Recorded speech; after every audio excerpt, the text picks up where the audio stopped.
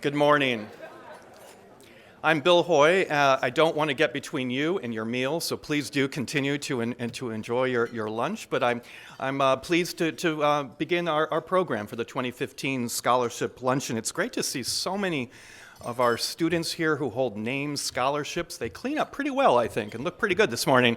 And of course, it's wonderful to see so many of you who are responsible for their scholarships here today. Very clear evidence of your interest in continuing to provide wonderful support for your students, and of course, evidence of your interest in witnessing Duke crush Syracuse tonight. So, I am responsible here at Duke for admissions, financial aid, and student affairs. It's truly thrilling to serve as the Dean of Admission for the Duke University School of Law, and I'd like to just tell you why. Every fall semester, I travel widely across the country to speak with top college students and working professionals who are considering law school. We talk about Duke, the extraordinary faculty, and an academic community that is ambitious, forward-looking, and innovative. A school that aims to develop highly skilled lawyers who possess strong leadership skills, the ability to adapt to unanticipated circumstances, and who know how to bring out the best in others. Well, then we travel back to campus, and we visit with prospective applicants who travel to Durham. They know that there is really no substitute for visiting Duke's extraordinary campus, seeing the law school's impressive physical space, and meeting members of our community.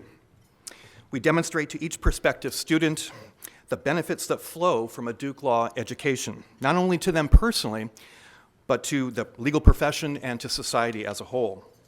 And then the really challenging work begins. And that's the reading and the assessment of the application materials for those who compete for an opportunity to study at Duke, and conducting interviews with our candidates. The good news is that so many of the nation's best college graduates want to come to Duke for law school. And while applications on a national level are once again down, this year applications are down nationally 8 to 10%, our selection process here at Duke remains as competitive as ever. Already, we have received nearly 25 applications for every seat in the entering class. Given this volume, the assessment process is necessarily complex. We strive to make sound judgments about which candidates are especially prepared to take full advantage of the opportunities that exist here at Duke, and who have the necessary personal qualities that will lead them to success in the legal profession. It's a distinct privilege to be part of bringing such tremendous talent to Duke. The law school dean of admission is sometimes referred to as one of the gatekeepers of the legal profession.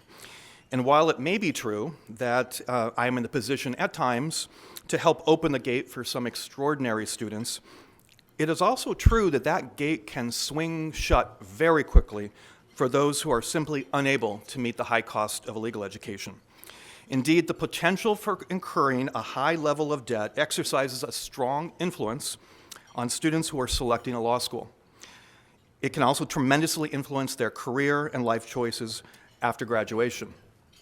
This morning, you are meeting or reacquainting yourself with some of Duke Law's most talented and accomplished students. The students who are here today were able to come to Duke because of the support of alumni and friends like yourself. In many cases, these scholarships were the deciding factor when they were selecting a law school. Your support has enabled us to build a student body that is extraordinarily talented and quite diverse. This year, for example, the entering class included graduates of 114 undergraduate colleges and universities from around the country and the world. Their most recent homes were in 4 foreign countries and 34 states, plus the District of Columbia. The largest cohort, by the way, in the first-year class is from California. Many of our law students here studied as undergraduates at Duke University and remained here for law school or came back for law school. But of course, there are quite a number of students who attended college down the road in Chapel Hill. And we provide them an especially warm welcome to their new home at Duke every year. Many of our students who are supported through your scholarships have had remarkable experiences before starting law school that help to enrich our community. For instance, one of our first-year students, prior to enrolling at Duke, served as a U.S. Army intelligence officer in Afghanistan. She was recognized for outstanding service with the Bronze Star, the Army Achievement Medal, the National Defense Service Medal, the NATO Medal, a parachutist badge, and an air assault badge. One of her classmates served in the United States Marine Corps, serving as a platoon commander with the 2nd Reconnaissance Battalion. He trained over 70 Marines in tactics, communications, military discipline, tactical site exploitation, convoys, and combat life-saving. Another of their classmates in the first-year class was a captain in the U.S. Army, 4th Infantry Division, and conducted over 150 combat patrols in Afghanistan and Iraq. A number of your students pursued graduate education before coming to law school. Several earned PhDs, and a few hold U.S. patents for their scientific innovations. Many of our students, of course, pursued successful professional careers as consultants, bankers, economists, accountants, and patent agents. Several have impressive careers in journalism. A member of the first-year class, for example, worked for Fox News for several years after graduation from college, supervising a team of 20 researchers and managing the assignment, completion, and accuracy of approximately 1,000 research projects weekly. And of course, many of our students had impressive community service records before coming to law school, many serving in Teach for America and other national service organizations. One first-year student created in college a cheerleading competition that raised funds for the Alzheimer's Association. Her organization raised $120,000 in just 3 years. One first-year student served for 2 years in the Peace Corps in Kiev, Ukraine. Another was a Peace Corps volunteer in Rwanda. As you'll learn, many of our students are quite talented and have been active in the arts, entertainment, and media. Several are musicians, accomplished on piano, clarinet, harp, flute, guitar, and many other instruments. One first-year student studying improvisation at Chicago's The Second City. Another worked as a professional actor in Hollywood for 6 years. His first role was in 2005, playing the character Colby Bates on the final case of the final episode of Judging Amy. He then went on to have a recurring role on the award-winning television series Heroes. So many of our students are fortunate to have rich and wonderful family lives. Several are twins. One of our first-year students is the mother of 7 children. Her oldest is in college at this point. She's doing very well, by the way. Several have made their families very proud by being the first to graduate from college. 4 classmates in the first-year class are married to one another. In other words, the first-year class includes 2 sets of married couples, right? And then many others who are married to other people who are not Duke Law. All right, you get it. I trust that the conversations today at your tables will reveal the amazing talents and experiences of our students. A high-quality student body really matters to Duke. It helps us to attract top faculty. It elevates the quality of the discourse, challenges all of our students to excel, and builds an unsurpassed reputation in the practicing bar. The students who hold your scholarships that you support will always know your names. Your names will always be on their resumes, and they will continue to feel a connection and a deep appreciation for your role in launching their careers. Given all that they are likely to accomplish and everything they have already accomplished, that connection is powerful indeed. I am very proud of our students here at Duke Law School, and I am deeply grateful to each of you who make scholarships available to them. Grateful for your commitment, for your generosity, and for your faith in these remarkable individuals. Thank you for being here today.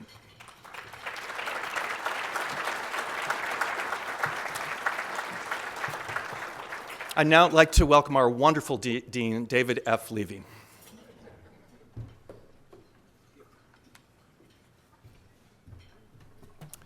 Thank you. I didn't know I was wonderful, but I accept that. So welcome to Duke Law. Welcome back to Duke Law for some of you. I really look forward to this event every year. It's one of my favorite times, and it's because all the cool people are here. I mean, just looking around the room, I just see so many people that I like and admire and who have done so much for the law school. It's even for a wonderful person like me, it's really wonderful to have you here. So this is just a great tradition, and we've got all the best people here. So I want to thank particularly those members of our faculty and staff who are here today. There are some. And I also see around the room some members of our Board of Visitors and our Law Alumni Association, the leadership boards. They're here, and they're here in their capacity as donors, and that's a wonderful thing to see. I'm grateful to each one of them for their contributions to the school, and they do so much, not just scholarships, but they also help our students in so many different ways. The chair of our Board of Visitors, Susie Haas, is here. Susie, where are you? There she is, right in front of me. And it's providing such wonderful leadership for us. So this luncheon gives us the opportunity to honor the dedication of previous generations of Duke Law graduates. They wanted to do something that would be significant and that would support our future as a law school, and our future students. And they did so, students who are here, listen to this, they did so in the hope that those students would one day also pay it forward. And I call this the handshake across generations, and but of course, it's mostly not a real handshake, it's mostly metaphorical because, God willing, maybe there'll be a Duke Law School 1,000 years from now, and tuition will probably be close to $5 million a year, and these scholarships with DUMAC behind them, they'll be amazing. But as the years roll by, these endowed scholarships will support students, and our donors here today will never meet or know those students. But today, we're here together, and we're here in the flesh, and what a joy that is. So to our donors, I say that your support of student scholarships is evidence both of your extraordinary commitment to our alumni community and to our school, and it's also evidence of your abiding faith in what we do here, in the future of our school, and in the quality and opportunities that present themselves for our graduates as they move into a profession that we love and cherish. Thank you, donors, for your generosity and for your vision. And I think you can applaud, yes.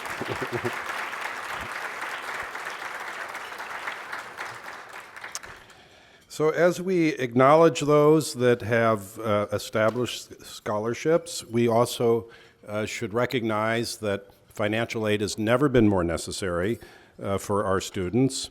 So particularly now, with tuition as high as it is and with variability in the legal economy, a scholarship can make all the difference for a student in coming to Duke Law School. It can make it possible for someone to come to Duke who might not otherwise have been able to do it. And what it means as well is that when a student graduates, their debt is not so crushing. And so they have before them the opportunity to think about other opportunities, including public service, which is also extremely important to Duke Law School. It's part of our DNA, it's part of our tradition, this commitment to public service. So students who graduate with less in debt are able to think about taking jobs in the government, in the federal government, in the state government. They can think about clerking for a year or two. They can think about going into law enforcement or into public defenders' offices. They can go into nonprofits.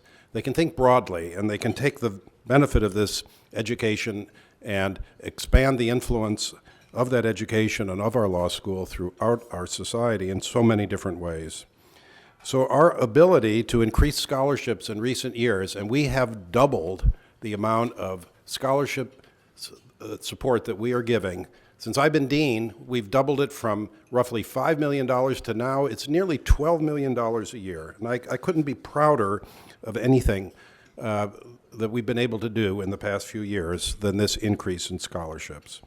Today, I'm pleased to announce that we have 8 new scholarships that will be awarded for the first time, or have been awarded for the first time this year. They are the Mark and Marsha Bookman Scholarship, the Colin W. Brown Scholarship, the Class of 2008 Scholarship, the Judy Horowitz LLM Scholarship, the J. McCoy Scholarship, the James S. Rowe Scholarship, the Philip K. Sotel Scholarship, and the Lee and Marianne Schmuty Scholarship. Thank you, all 8 of you.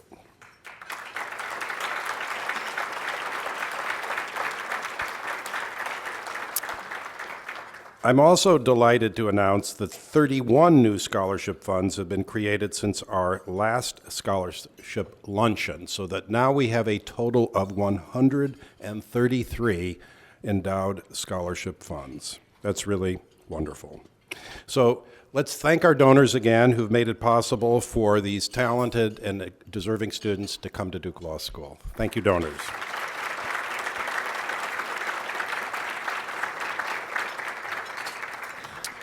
So would the scholarship recipients please stand? There are a lot of you here. Go ahead. It's good. You're young. You can get up. All right. So you're going to get a round of applause.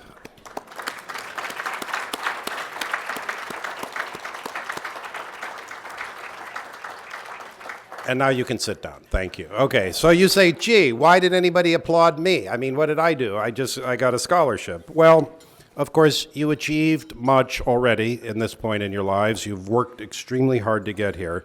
But that applause was for what you will do in the future. And we're counting on you. We need you, and we have high hopes for you. Now, it is my great pleasure to introduce Gail and Prentiss Feagles. Gail is a 1976 graduate of the law school and a member of the Law School Board of Visitors. I should say, you might think, well, maybe they're brother and sister, but in fact, they're not. They are one of those couples that Bill was talking about, not in the current class, but they found each other here, I think, and they're married, of course. So Gail has been a member of our Board of Visitors. She previously served on the Law Alumni Association Board and also on her reunion committees in 2000 and 2005. She was a partner with Hazel and Thomas in Falls Church, Virginia. She headed the real estate practice, and she served on the management committee. In recent years, she served on the boards of 5 private schools in the Washington area, and she's been president of the Board of Visitors of the Children's National Medical Center. Prentiss is also a 76 law grad. He's a partner at Hogan Lovells in Washington. Before Hogan and Hartson became Hogan and Lovells, Prentiss served as the head of Hogan's tax practice and as managing partner for finance. And after the merger, he became the firm's co-head of finance, serving on the Global Management Committee. He is the chief financial officer of the firm, and he continues to practice tax law. Gail and Prentiss have 2 children, Amy and Eric, and Amy is a 2013 graduate of Duke Law School. So as demonstrated, as a demonstration of their commitment to financial aid at Duke Law School, and they'll tell you why they have that commitment, the Feagles established the Prentiss and Gail Feagles Scholarship in 2006 to provide scholarship support for our students. And we are so very grateful to the 2 of them. They're just delightful people. What a pleasure to have you here today. Thank you.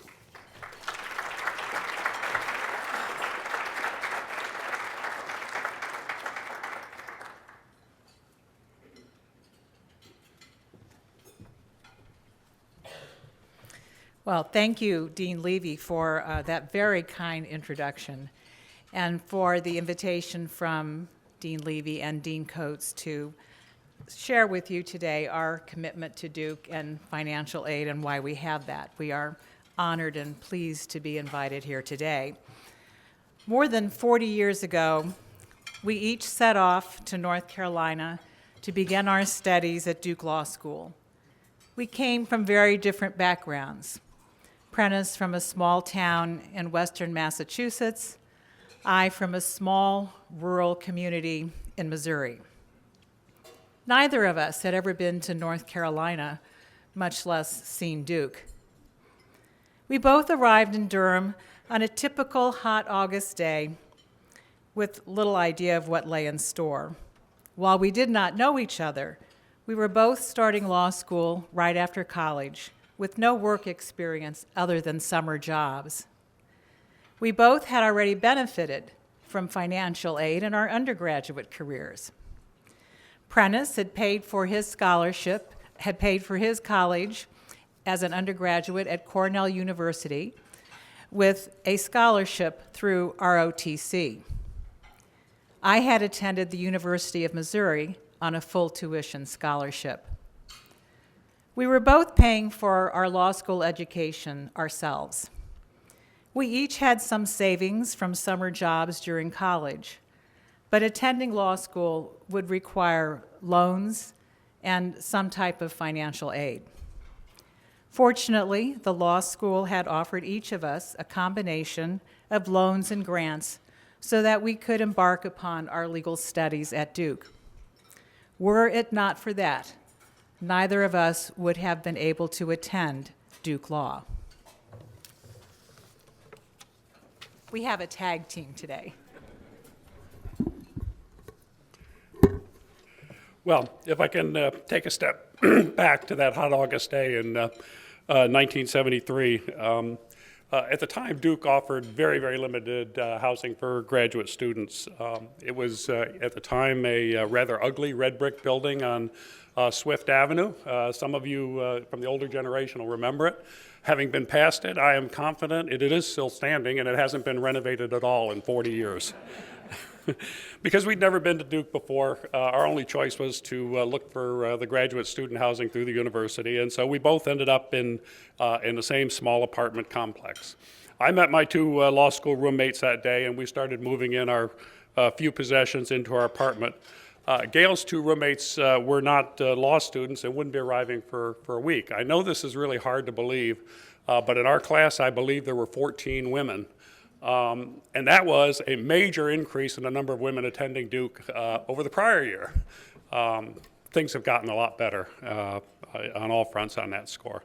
Anyway, we met the first day accidentally when she locked her keys in the apartment and couldn't get back into her apartment and couldn't get into her car to drive over and get new keys. My two new roommates and I had finished moving in and were just sitting around getting to know each other.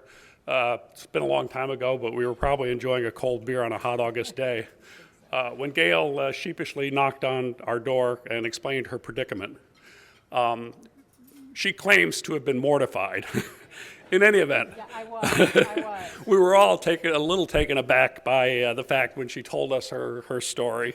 But I decided to be the nice neighbor and offered to drive her over to see if she could get a new key and get into her apartment so that she didn't have to sleep in on the street or a bench. The rest, as they say, is history. To this day, it's the best decision I've made.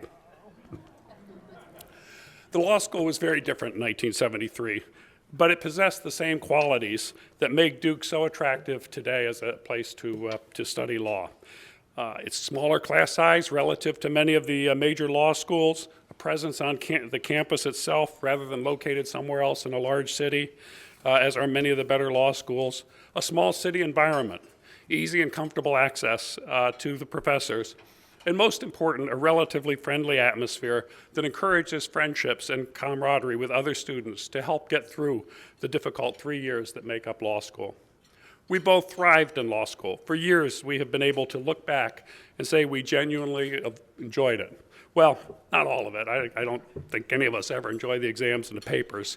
But overall, we have very positive feelings about it. We participated in a wide range of activities and developed many very good friendships while we were here. Duke continued to provide financial aid through loans and grants in our second year of law school. We decided to get married in August prior to our third year of law school. We would now have only one rent payment, living in the luxurious Chapel Towers apartments on Maureen Road, just down from where the law school is. As Dean Levi mentioned, my daughter attended Duke for 7 years and claims to this day we're the only people she has ever met that lived in those apartments. I assure her there are many that came before. Nevertheless, when we looked at our finances in the spring of our second year, we realized that we had pretty much run out of money. If both of us were to continue as full students in our third year, we would need more help. notwithstanding that we both had good summer jobs. We asked the law school if we might be able to obtain additional financial support. The school came through for us with additional grants and loans and jobs in the library. It was particularly important to us to graduate with a limited amount of indebtedness. For perspective, while Dean Levy hopefully will keep us from that $5 million a year tuition, I believe the tuition when we started at law school was $2,200, and the full cost of a year in law school was $4,500. That was daunting back then, and I have a good idea today what it costs, and that's even more daunting, and so we do understand that. When we were going to graduate from law school, I did owe the Army 4 years. We had no idea where we would end up, and it was very, very difficult to figure that out. It was a challenge for Gail particularly. Women in law were still new. Many times they had trouble finding jobs, and believe it or not, when they found jobs, it often was clearly at a lower compensation than their male colleagues. So we did face a lot of economic uncertainty in our third year. However, the support that we got from the law school allowed us to move forward and walk out without a huge amount of debt. In my third year, I was fortunate to find an opportunity to work in the Department of the Army at the Pentagon for the Secretary of the Army. That took a lot of the uncertainty out of our lives as to where we would be. Gail could concentrate on finding a job in Washington. And we went from a time when we had no idea where we would be 9 months down the road to knowing that we were in Washington, and here we are 40-some years later, never having left. Gail, as Dean Levy mentioned, practiced law for many years in Northern Virginia. She served on the management committee of her firm. She was head of the real estate practice, and as law firm mergers proliferate, that firm is now part of Reed Smith Global Law Firm. As Dean Levy mentioned, she stepped back from the practice of law a number of years ago to pursue other interests, lots of charitable activities, raising 2 very active and challenging children, and more recently serving as president of the Board of Visitors for the Children's National Medical Center. I joined Hogan & Hartson in 1980. At the time, that was a big law firm. It had all of 140 lawyers, and they were all located in one building. Believe it or not, that was big. I've never left the firm, but the firm has certainly changed over the years. Today, we're Hogan Lovells. We have more than 2,500 lawyers globally. We have more than 45 offices around the world. For perspective, the town I grew up in had 2 lawyers, and each of them were a sole practitioner. I could never have conceived of what the practice of law is today. I've practiced tax and corporate law over the years, working on many large transactions. That was my ambition when I came to Duke, and it was my ambition throughout my time at Duke, and I feel fortunate to have achieved it. I've also, as Dean Levy mentioned, been able to serve in management for a number of years. I serve today as Chief Financial Officer for what is a $1.9 billion business, in addition to trying to still practice law on the side. These are challenges and opportunities that I never could have imagined in 1973. And without the help from Duke, we never would have been able to achieve them.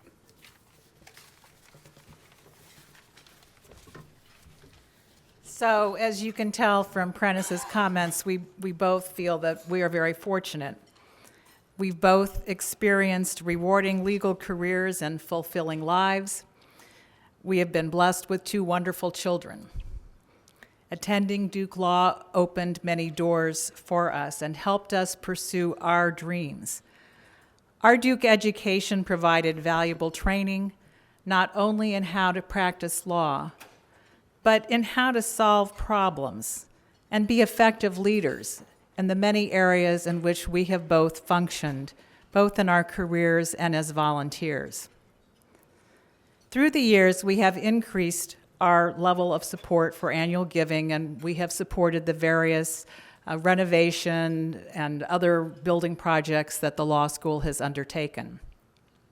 When Duke embarked upon its university-wide financial aid initiative, encouraging alumni to establish endowments to support scholarships, we knew that it was our turn to give back to thank Duke for what they had done for us. This initiative enabled us to establish a scholarship to provide support for students who need financial assistance in order to attend Duke, and it's wonderful to see all of you here today.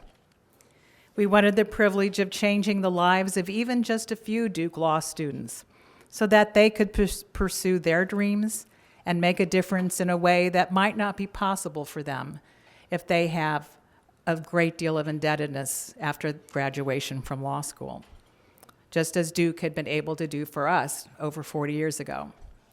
It is our hope that these gifts will help our scholarship recipients reach their full potential at Duke Law, so that they can lead lives of purpose and fulfillment after graduation from Duke.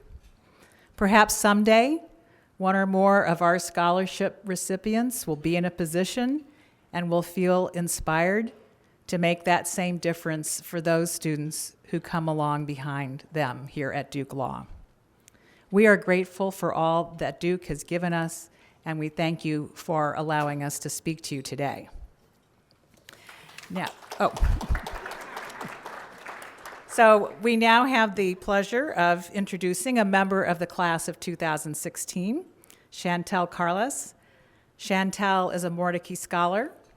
She graduated magna cum laude from the University of Florida and obtained her master's in public policy and administration from Northwestern University after teaching in rural North Carolina for Teach for America.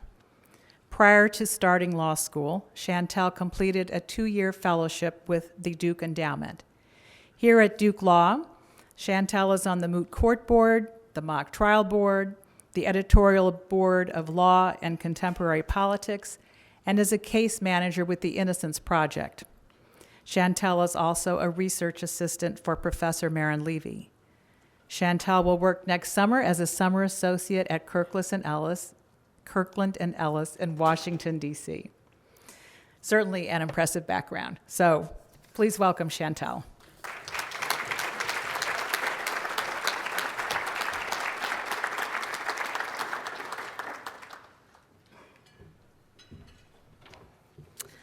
Thank you, Mr. and Ms. Feagles, for that kind introduction, and thank you, Dean Levy and Associate Deans Coates and Hoye, for giving me this wonderful opportunity to say thank you on behalf of all of my classmates to our benefactors and friends that are here today. My life has been defined by many things, but most of all, it's been defined by rooms and the people who fill them. The first room I vividly remember is my grandfather's medical office in Masaya, Nicaragua. I first visited Nicaragua when I was 14 on summer break from school. Every morning, including on the weekends, I would walk the 3 blocks east and the 2 blocks north to his medical clinic. There, he had delivered my mother and my 4 uncles. He had set the broken bones of the town's mischievous children, and he had mended the war wounds of innumerable civilians during the Sandinista insurgency in the 1970s. At age 85, he continues to make that walk. It just takes him a little bit longer now. He still makes house calls and he still performs surgeries. And I remember I asked him right before I graduated college why he still works when he could just be living the good life. And he told me, I am living the good life. I get to wake up every day to do something that matters and something that I love to do, and so I've never had a reason to walk away. His words have stuck with me and led me to search for what that something may be for me. After college, that search led me to room 913 on the freshman hallway of Southern Vance High School in rural Henderson, North Carolina. That room was my home for the 2 years I served as a core member with Teach for America. That room was filled with daily small victories, but it was also filled with many moments when I realized that no matter what our passage rate was going to be on the end of course state English exam, that wouldn't be enough to stop the abuse many of my students faced at home or to protect them from the drugs and violence that permeated their lives. Room 913 and the 111 courageous, kind, and humbling students that filled it remind me daily of the obligation I have to engage in the work of improving their lives. With that sense of responsibility, I began my 2-year fellowship at the Duke Endowment, a private foundation that has been serving the Carolinas since it was first established in 1924 by James B. Duke. Throughout those 2 years, I spent many hours in conference rooms and boardrooms with some of the most thoughtful, ambitious people I've ever met. Daily, my colleagues sought ways to improve access to healthcare in rural communities, increase the academic excellence of universities such as Duke, and improve intervention services for at-risk youth. Daily, my colleagues did that, and it was their dedication and shared wisdom that helped me realize my vision of developing a program that would contribute to solving the inequities that had stood between my students and their success, the Ubuntu Project. For the past 2 years, a pilot of the Ubuntu Project has been implemented in Statesville, North Carolina. And this past year, the children enrolled in that program made an average 7.8 months of reading growth in just 6 weeks. But that would not have been possible had it not been for the staff that filled the rooms of Endowment with this sense of possibility. And then there's the room where I first realized I wanted to come to Duke Law. It was at the Endowment that I was introduced to Duke, and in the midst of applying to law school, I had the good fortune to hear Dean Levi make a presentation to the trustees of the Endowment. He may not remember that presentation, but I definitely do. Then he talked about a number of things: new faculty hires, additions to an already vibrant clinical program, and strides that the law school had made to make Duke Law a diverse learning environment. But what I remember most about Dean Levy's presentation was the focus it had on the school's students. He showcased students who had gone on to clerk for the Supreme Court. He highlighted the successful efforts of students in the wrongful convictions clinic that had helped exonerate a man that had been wrongly convicted in the 70s. He shared about the hundreds of student-led organizations in the law school and the various pieces of student scholarship that had been published and recognized on a national level. Dean Levy's remarks that day made me fall in love with Duke Law. What stood out to me was the emphasis that he placed on the accomplishments of Duke's students. It wasn't so much that I knew my peers would be some of the most gifted and passionate individuals I'd ever meet. It was more so his decision to build his presentation around the school students. That told me that Duke is a place where the students come first and where every component of the law school is designed to help each student achieve his or her definition of success. Since my first day as a summer starter here nearly 2 years ago, Duke has never once failed to meet my expectations. It always exceeds them. It's truly a place where everyone, from the administrative assistants to the deans to the professors, take the time to get to know the students, really get to know them. Not just our professional goals and past accomplishments, but who we are as people. But I know that would not have been possible, and I would not have had the privilege of being a student in this wonderful place had it not been for the generosity of the donors to the R.C. Kelly Law and Douglas A. Poe Mordecai Scholarship for providing me with a Mordecai Scholarship, without which Duke Law would have been financially out of reach. But because of your generosity, I'm one step closer to doing work that matters in a profession that I love, so that, like my grandfather, I never have a reason to walk away. Here in this room today sit those whose generosity has made Duke the special place that it is. You all have unlocked the door of the classrooms to Duke for all of us every day.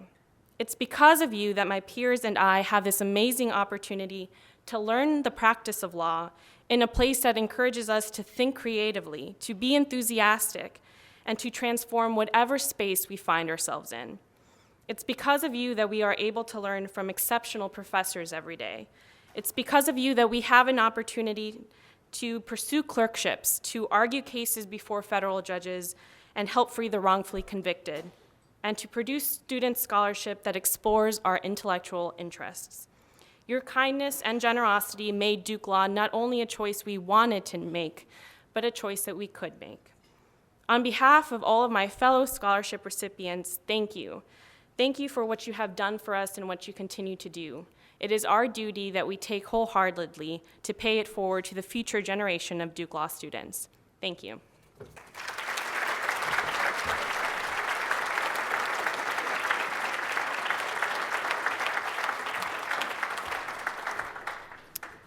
Thank you. How beautiful was that? You know, thinking of another room, in this room, we've all come together, and we've come from so many different places. There are We come from little towns in North Carolina, myself from Chicago, Illinois. Some of us are offspring of families that fled Nazi Germany. Others of us have always been in this community. Some of us, Charlie Lucas is here, is the great-great-grandson of James B. Duke. Benjamin Duke, the brother. The softer side of James B. Duke, I think it's fair to say.